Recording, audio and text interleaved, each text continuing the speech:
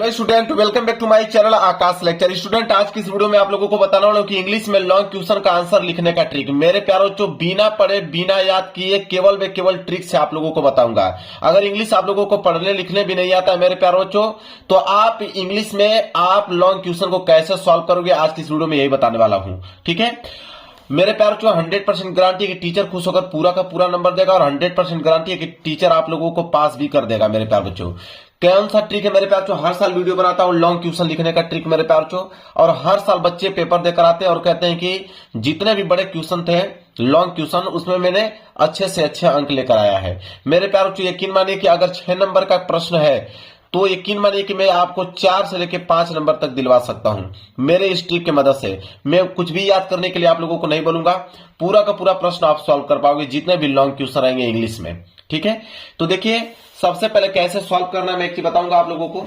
और मेरे पास यहाँ पे पेपर भी है, आप देख पा रहे हैं 2026 बोर्ड इंग्लिश का पेपर है हमारे पास। और इंग्लिश के पेपर में जितने भी लॉन्ग क्वेश्चन मैं उसको खुद अपने हाथों से बोर्ड एग्जाम की कॉपी पे सॉल्व करके दिखाने वाला हूं। देखिए, सबसे पहला जो काम किया जाता है, सबसे पहले ये देखा जाएगा कि कौन सा क्वेश्चन पूछा है लॉन्ग क्वेश्चन। तो आपके पेपर में प्रश्न संख्या जो 8वां है, क्वेश्चन नंबर 8 जो है वो लॉन्ग क्वेश्चन है। बोला है कि answer any of the following question in about 80 word. कह रहा है कि आपके पास ए और बी 2 क्वेश्चन दिए गए हैं, इन दोनों क्वेश्चन में से कोई एक क्वेश्चन करना है और कोई भी क्वेश्चन करोगे तो कम से कम 80 शब्द में उसका आंसर होना चाहिए। और कितना नंबर आपको मिलेगा? 7 नंबर आपको मिलेगा, 7 नंबर मिलेगा। अब मेरे प्यारे बच्चों, क्वेश्चन आपको नहीं आ रहा है, आपने क्वेश्चन को पढ़ा कि how did Gandhi ji reach Champaran and what did he do there. Question आपने पढ़ लिया। अब ये क्वेश्चन को आप कुछ भी नहीं आ रहा है, मतलब ये ट्रिक मैं उनके लिए बता रहा हूं जिनको 0% इंग्लिश में कुछ नहीं आता है, मतलब कि उनको आंसर याद है ही नहीं और उनको बोर्ड एग्जाम की कॉपी पे कुछ ना कुछ आंसर लिख के आना है। उनके लिए ट्रिक बता रहा हूं, जिनको आंसर याद होगा वो पूरा का पूरा सही लिख के आइएगा। अब मेरे प्यारे बच्चों देखिए, पेज छोड़ने से बेहतर है कि मेरे इस ट्रिक को अपना लीजिए, आपको नंबर मिल जाएगा।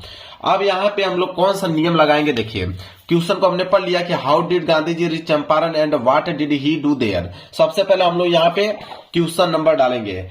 अब क्वेश्चन नंबर 8 था तो हम लोग यहाँ पे डालेंगे कि आंसर टू क्वेश्चन नंबर। यहाँ पे हेडिंग हमारी रहेगी कि आंसर टू क्वेश्चन नंबर, क्योंकि हेडिंग बहुत इंपॉर्टेंट है। ठीक है, आंसर टू क्वेश्चन नंबर 8। ठीक है, अब स्केल की सहायता से आप इसके नीचे कर दीजिए क्या, अंडरलाइनिंग कर दीजिए। जो चीज बता रहा हूं उसको आप फॉलो कीजिएगा, जितने भी लॉन्ग क्वेश्चन रहेंगे सारे के सारे क्वेश्चन का जवाब आप दे पाओगे। इसके बाद लॉन्ग क्वेश्चन कर रहे हो ना, तो आप यहाँ पे ब्रैकेट में लिख दिया करो लॉन्ग क्वेश्चन। ठीक है, अब इससे यह होगा कि एग्जामिनर इतना प्रभावित होगा आप पे, क्योंकि यह कोई लिखता नहीं है कि आप लॉन्ग क्वेश्चन कर रहे हो या शॉर्ट क्वेश्चन कर रहे हो। वो वही लिखता है जो लड़का पढ़ने लिखने में मल्टी टैलेंटेड होता है, टॉपर होता है। ठीक है, क्योंकि वो अपने कॉपी को इतना अच्छे से एक्सप्लेन किया रहता है कि ताकि टीचर उसको पूरा का पूरा नंबर दे पाए। तो लॉन्ग क्वेश्चन आपने लिख लिया, क्वेश्चन नंबर 8।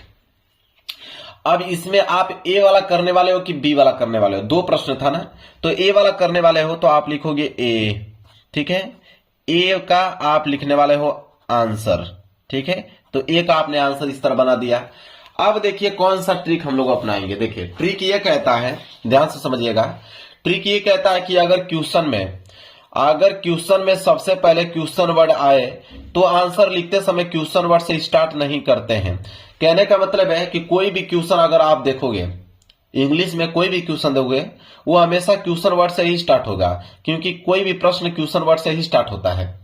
ठीक है, लेकिन जब आंसर लिखेंगे तो क्वेश्चन वर्ड को हम क्या करेंगे, हटा देंगे। जैसे मैं आपको बताता हूं, जैसे ये प्रश्न था यहाँ पे कि how did Gandhi ji reach Champaran, what did he do there. अब यहाँ पे हाउ जो है मेरे प्यार, जो क्वेश्चन वर्ड है, अब यहाँ पे क्वेश्चन वर्ड है, डिड जो है मेरे प्यार, जो यहाँ पे हेल्पिंग वर्ब है। तो हम क्या करेंगे, जब आंसर लिखेंगे तो यहाँ पे क्वेश्चन वर्ड को और हेल्पिंग वर्ब को दोनों को हटा देंगे, आपके पास बचेगा सिर्फ Gandhi ji reach Champaran and what he do there. अब यहाँ पे व्हाट आ गया ना, ये भी क्वेश्चन वर्ड है, इसको भी हम क्या करेंगे, हटा देंगे। डिड जो यहाँ पे हेल्पिंग वर्ब, इसको भी हम क्या कर देंगे, हटा देंगे।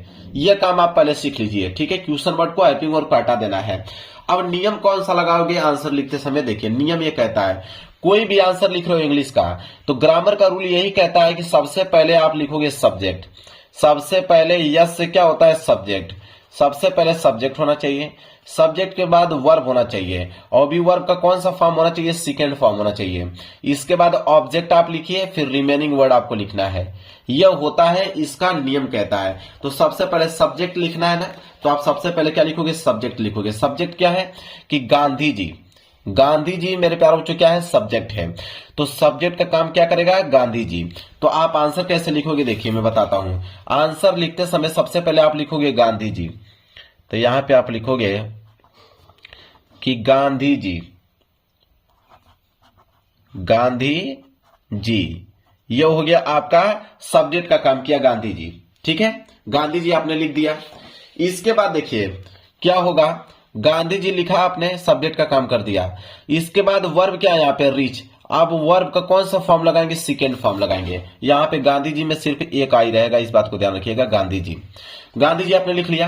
रीच था, रीच था वर्ब का फर्स्ट फॉर्म, इसका हमें सेकेंड फॉर्म लिखना है, तो हम लिखेंगे यहाँ पे रीच्ड। ठीक है, क्या लिखेंगे, रीच्ड जो होगा इसका सेकेंड फॉर्म हो जाएगा। तो गांधी जी रीच्ड। ठीक है, इसके बाद था चंपारण, तो इसके आगे आप लिखोगे चंपारण। ये हो गया आपका ऑब्जेक्ट का काम करेगा, चंपारण, चंपारण। तो गांधी जी रीच चंपारण, एंड उसके आगे क्या था, एंड फिर हमने क्या किया कि वाट और डिड को हटा दिया, बचा आपका ही डू देयर। ठीक है, तो आप इसके आगे लिखोगे कि ही डू देयर, इसके आगे लिखोगे ही डू देयर। इसके बाद आप लगा दोगे फुल स्टॉप। अब आगे क्या करोगे, इतना तो आपको समझ में आ गया कि इतना तो आप ट्यूशन से ही आपको समझ में आ गया, और इतना ही लाइन पढ़ के आपको एग्जामिनर नंबर दे देगा। लेकिन भाई उसको 80 वर्ड चाहिए कि आपने 80 वर्ड में लिखा है कि नहीं आंसर, उतना तो एग्जामिनर देखेगा ही देखेगा, क्योंकि ऑलरेडी उसने बोल रखा था कि 80 वर्ड में होना चाहिए। तो अब आगे का जो लाइन करोगे मेरे प्यार, जो वो किस ट्रिक से करोगे वो समझो। तो आगे का आंसर आपको नहीं आ रहा है, तो वो करोगे कि आपको पैसेज को आंसर में लिखते समय फर्स्ट लाइन से स्टार्ट नहीं करना चाहिए, इसको बीच से कहीं फुल स्टॉप से हो वहां से स्टार्ट करना चाहिए। अब इसका मतलब क्या है, अब हमें क्या करेंगे, उस पूरे के पूरे इंग्लिश के पेपर में हम पैसेज को ढूंढेंगे। किसको ढूंढेंगे मेरे प्यारे बच्चों, पैसेज को ढूंढेंगे कि पैसेज कहां पे दिया हुआ है। जब पैसेज को हम लोग ढूंढेंगे, देखिए पैसेज आपके दिया हुआ है, सेक्शन ए रीडिंग के पार्ट में पैसेज दिया हुआ है। अब कह रहा है कि पैसेज में से हमें इसका आंसर लिखना है, तो स्टार्टिंग शुरू से नहीं करना है, हमें बीच से करना है जहां पे फुल स्टॉप है। जैसे फुल स्टॉप यहां पे है, तो यहां से आप इसको उठा लीजिए, यहां से उठाएंगे तो यहां से लेकर और ये पूरी लाइनिंग यहां तक, ये भी पूरी लाइनिंग कहां तक, यहां तक। ठीक है, इसके आगे और लिखते चलिए। ठीक है, और पीछे दिया हुआ है, लिखते चलिए उसके आगे। कब तक लिखेंगे मेरे प्यारे बच्चों, जब तक आपका 80 वर्ड जो है मेरे प्यारे बच्चों वो कंप्लीट ना हो जाता हो, तब तक आप लोगों को लिखना है। मान लीजिए यहां तक आपका 80 वर्ड कंप्लीट हो गया, यहां तक, बस उसको फुल स्टॉप करके छोड़ दीजिए। अब एग्जामिनर क्या है, जब चेक करेगा तो उसको पहली लाइन पढ़ेगा कि गांधी जी रिच्ड चंपारण। जब यह देखेगा कि सब्जेक्ट वर्ब का सेकेंड फॉर्म ऑब्जेक्ट लिखा हुआ है, वो यहीं से नंबर आपको स्टार्ट कर देगा देना। और 7 नंबर में से ना 7 में 7, तो आपको 5 या 6 नंबर तो एग्जामिनर दे ही देगा।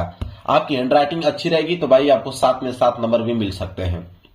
समझ में आ गया, इस तरह आपको लिखना है। चलिए एक प्रश्न और करके मैं दिखाता हूं।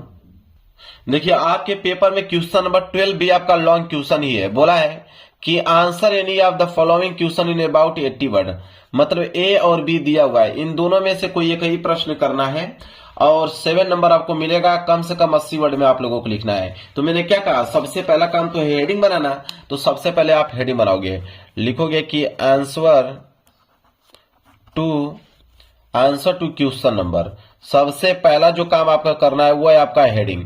ठीक है, हेडिंग आपको सही से लिखना है। आंसर टू क्वेश्चन नंबर 12 आप कर रहे हैं। इसके बाद मैंने क्या कहा कि स्केल की सहायता से आप इसके नीचे कर देना है आप लोगों को अंडरलाइनिंग। इतना काम आपको समझ में आ गया।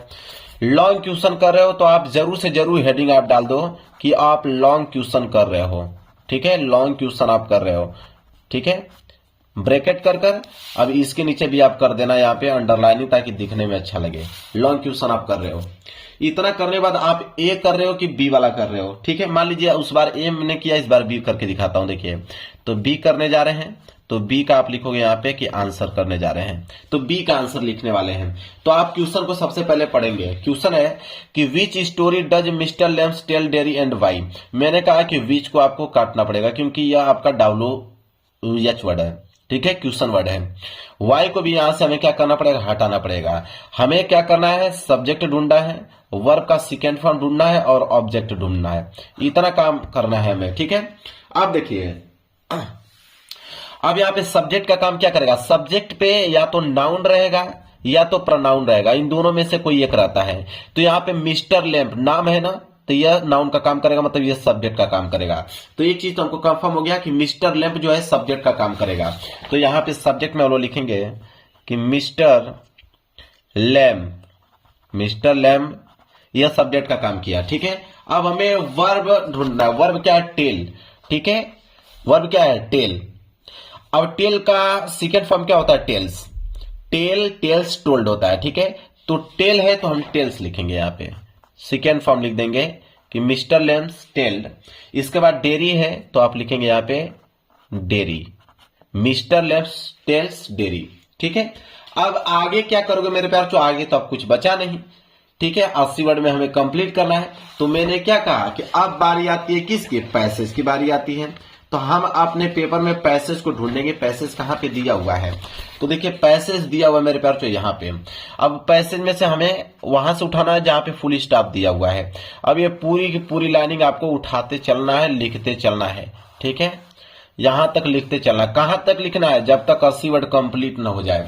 अब जब तक लिखना है, जब तक 80 वर्ड कंप्लीट ना हो जाए तब तक आप लोगों को लिखना है, क्योंकि आपके पेपर में 2 ही प्रश्न लॉन्ग क्वेश्चन के रहेंगे और 2 प्रश्न आप आसानी से सॉल्व कर पाओगे मेरे प्यार। तो एग्जामिनर को पता भी नहीं चलेगा और आपको पूरा का पूरा नंबर एग्जामिनर दे देगा। उसको पहली लाइन से मतलब है, हेडिंग वगैरह से मतलब कि आपने हेडिंग सही डाला कि नहीं, पहली लाइन सही डाला कि नहीं। लो भाई, नहीं 7 में 7 नंबर तो आपको 5 या 6 नंबर कहीं नहीं गया है। मैंने कहा कि 7 में 7 नंबर भी मिल सकता है अगर हैंड राइटिंग आपकी अच्छी है तो।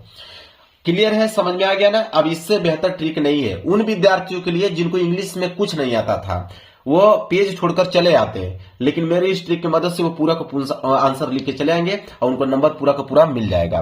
वीडियो पसंद आए तो लाइक कर देना, चैनल पर नए हो तो चैनल को जरूर सब्सक्राइब कर लेना। मिलेंगे एक प्यारे से नेक्स्ट वीडियो में, तब तक के लिए धन्यवाद।